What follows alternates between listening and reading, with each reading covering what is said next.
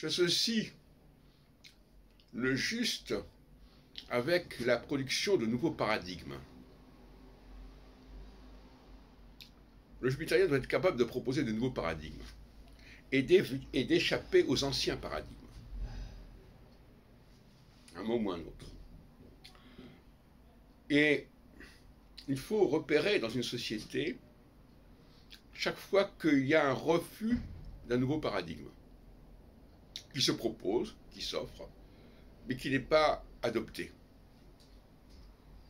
Alors je voudrais signaler deux paradigmes dont je traite moi-même, dont je suis un des artisans.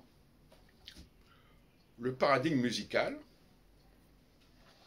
où je milite en faveur de l'improvisation, de la musique improvisée, la MCI, la musique contemporaine improvisée, ce qui évidemment remet en question toute une corporation de gens qui lisent et interprètent des œuvres anciennes.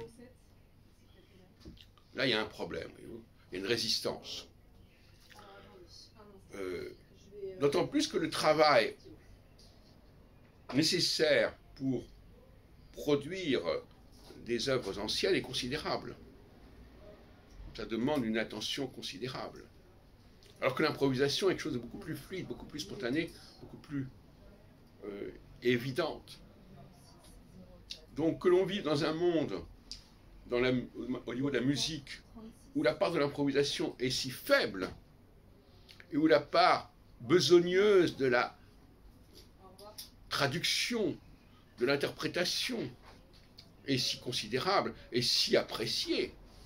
On applaudit dans les concerts quelqu'un qui a bien joué, bien interprété l'œuvre de tel et tel compositeur mort il y a 100 ou 200 ans. Là, il y a un problème, il y a un signal, il y a un symptôme de quelque chose qui ne va pas. Le deuxième exemple,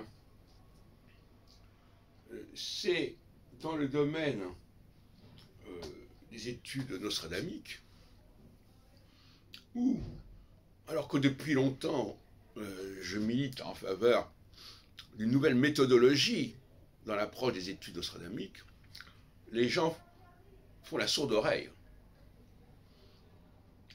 y compris à l'université.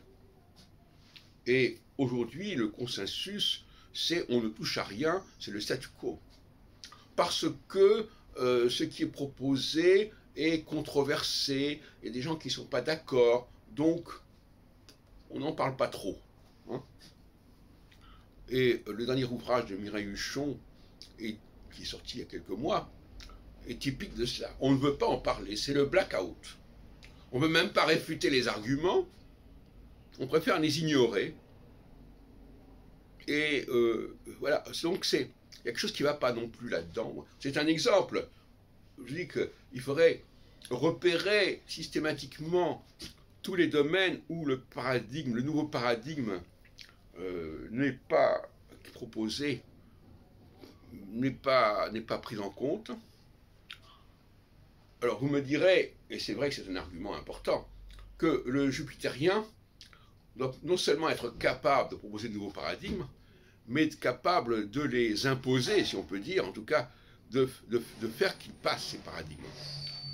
Et quand un paradigme est valable, mais qui n'arrive pas à s'imposer, ça peut être aussi le fait de l'impuissance de celui qui le propose. Mais en même temps, c'est aussi quand même le signe d'une résistance et d'une inertie évidente.